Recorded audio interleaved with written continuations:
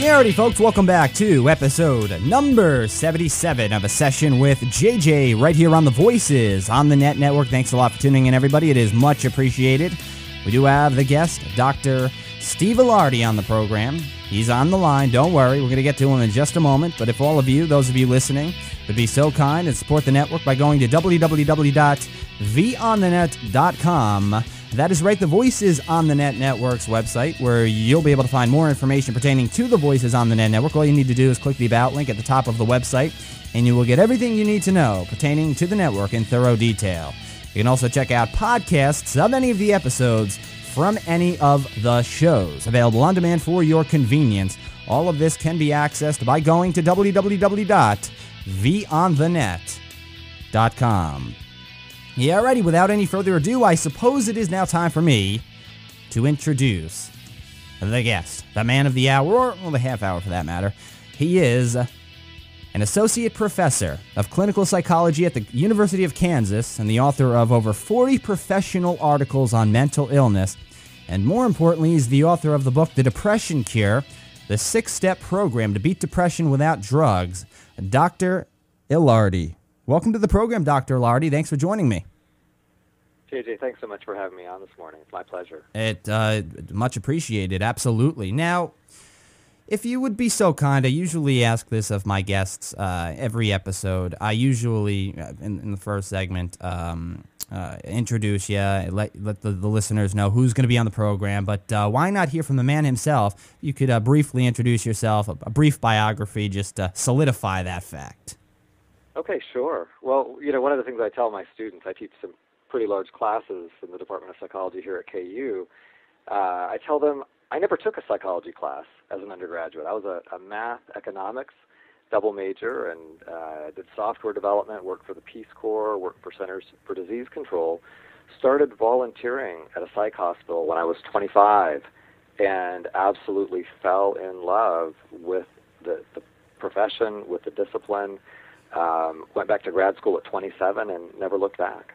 Yeah, depression is a very vast situation. I mean, the scenario has spread all over the world, but we focus on the United States of America right here. How many people are really on antidepressants? I mean, I could tell you, out of the people I know, so many. I know a lot of people that are on antidepressants because they're in a state of mind that's just not healthy for them. They're not happy. Well, it's extraordinary. We've seen about a 400% increase in antidepressant use just in the past 2 decades. And right now the estimates are that probably about 1 out of every 10 American adults and nearly that many adolescents are on antidepressant meds. Wow. It's gotten so bad, JJ, that the EPA has actually discovered antidepressant metabolites, breakdown products, that are in the drinking water in several municipalities all across the country. They're that prevalent. That's depressing in itself. 1 in 10. At the beginning I said about 1 in 4. I was saying about 1 in 4. I was kind of wondering if it was that severe, but 1 in 10. Yeah. 1 in 4 Americans will be diagnosed or will meet diagnostic criteria for clinical depression at some point in their lives. That doesn't mean they're all taking antidepressants at any point in time. Gotcha. And it might be useful at the outset just to talk about what depression is. Sure. Because a lot of listeners are going to hear the word and they're going to think they know what it means, but they'll be wrong. Well, actually, in a way, they'll be right, because depression is one of those tragic words that has 2 completely different meanings, and so it leads to a lot of confusion. On the one hand, we use depression in everyday conversation. It just simply means, if somebody says, hey, I'm feeling a little depressed because my team lost last night or my favorite TV show was canceled, they just mean basically they're sad. It's temporary, it's transient, it's part of the human condition, it's universal. On the other hand, we clinicians, those of us in the healthcare community, we use the term depression as a convenient shorthand for a devastating illness called major depressive disorder that robs people of their ability to function and profoundly changes the functioning of their brain and body. So you get extraordinary confusion.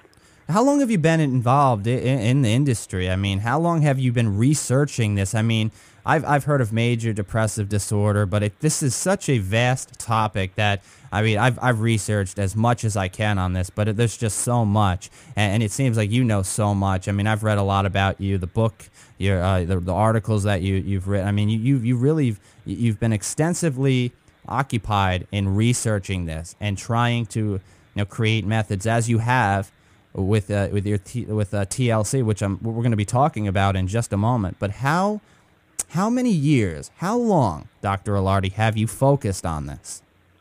Believe it or not, it's been 20 years now. Wow. Since I started graduate school at Duke University in North Carolina. And, I mean, my third day on campus as a fledgling graduate student, my advisor walked me on to one of the locked inpatient units in the hospital. It was a mood disorder unit filled with patients whose lives had been cut down by this illness. And to be honest with you, I had a lot of the same stereotypes and misconceptions as probably many of our listeners.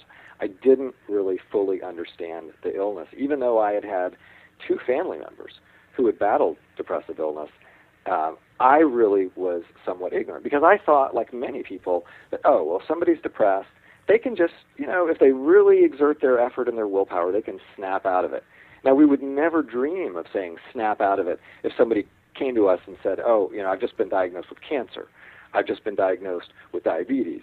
I have this devastating illness. We would never say, hey, just, cheer up, snap out of it. Come on, let's go do something fun and you'll get over it. Right. And yet that's what many people are thinking. If you could read their little thought bubble when they hear their loved one, their friends, they've been cut down by depression. That's what I can't stand. That's what I can't stand, Dr. Ilardi. And I hear it from even my friends tell me that their parents are like, when they wake up and they don't feel well or they feel depressed, they're like, get out, snap out of it. You'll be fine. Go outside, get some sunlight, whatever. They do this. They don't take it seriously. And then you hear of students and people and kids in general committing suicide and doing things just to get attention. But it's not even so much for the attention factor. It's that they are actually sick. And depression is an actual sickness. It's absolutely right. And, just on that note of suicide, depressive illness accounts for nearly 1 million deaths every year worldwide, because that's how many people end their lives. And here's what's going on. When a person is clinically depressed, the illness lights up the brain's pain circuitry. The same circuits in the brain that register physical pain also register emotional pain, and the brain doesn't really differentiate. And so when a person is clinically depressed, they are in agony.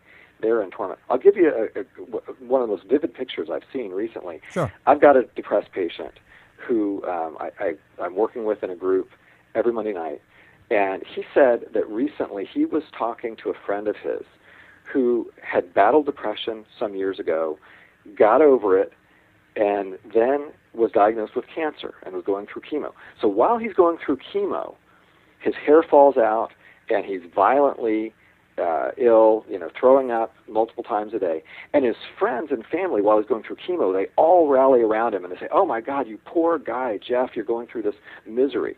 And he looks them in the eye and he says, "You know what? A few years ago when I was going through clinical depression and you guys didn't really seem to care," he said, "that was 10 times worse than what I'm going through now." He said, "Chemo is a piece of cake compared to that depression, but you guys didn't get it." Yeah. And I thought that was just such an eloquent way of explaining just how painful that illness typically can be. Well, you can't get much more severe than that. I mean, chemotherapy, they say many people say that the cure is worse than the actual disease. And if this individual is saying that depression is even more severe than that, then that should be enough to wake anybody up when they say snap out of it. And that's right. And if you think about it, if a person is looking to death as a viable means of escape, they're in so much torment that they think death would be preferable. I mean, that should tell us something about the level of suffering that's involved. Yeah.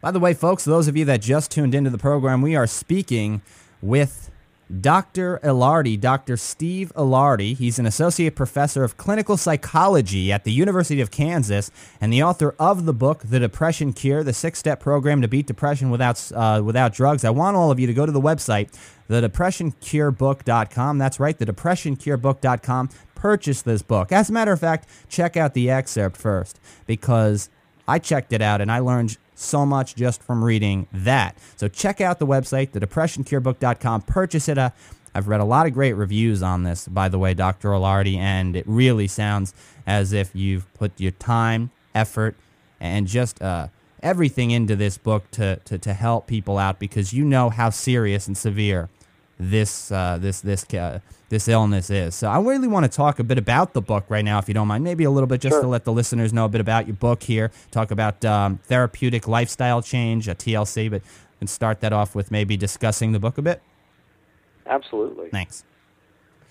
Well, I guess to talk about the book, I really should talk about the underlying treatment program that we've been working on developing here for the past 5 years. And just as a preface for that, my training, really, and what I did for the first 15 years of my career, I was trained as a cognitive neuroscientist. So the research that I did was basically research about what's going on in the brain when someone is battling serious mental illness.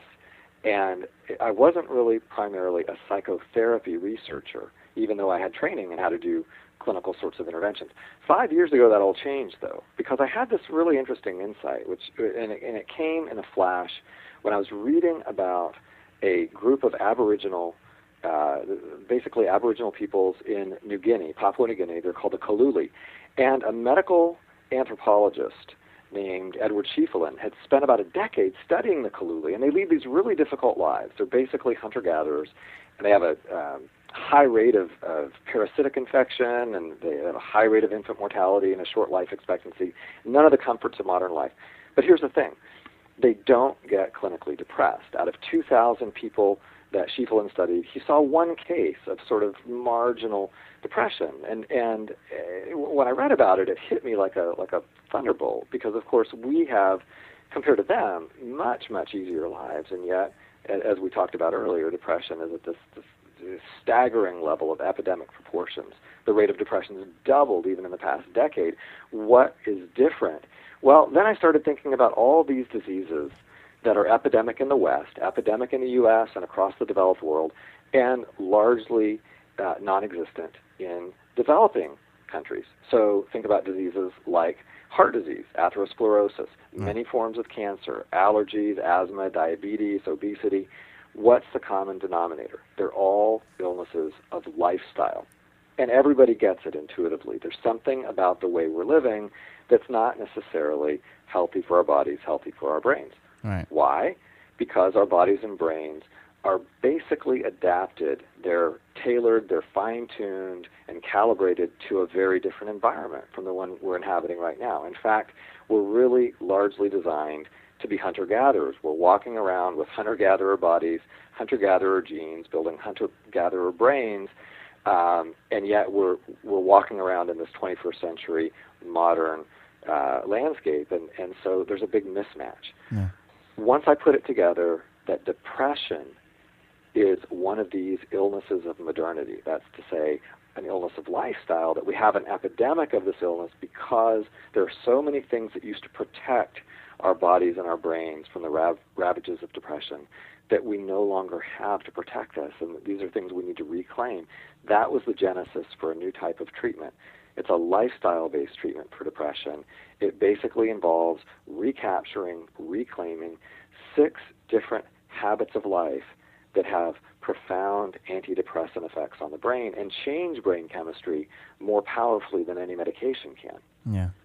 Well, Dr. Ilardi, this is all very, very interesting. And what I want to bring up here, I want to bring up the one word that's kind of in our vocabulary more than ever. It's technology, okay? Mm-hmm. Now, we react to things a lot quicker, all right? And this is a fact. I mean, I've read about this. I mean, these days, things are coming at us at such a fast pace as even compared to 10 or 15 years ago. I mean, things are coming at us so quickly. When we're on the internet alone, we're focusing on so many different things. You know, first off, let's try and compare social networking. I just want to bring this up right here. I want to hear what you have to say about this. Before social networking, drama was really, really situated in the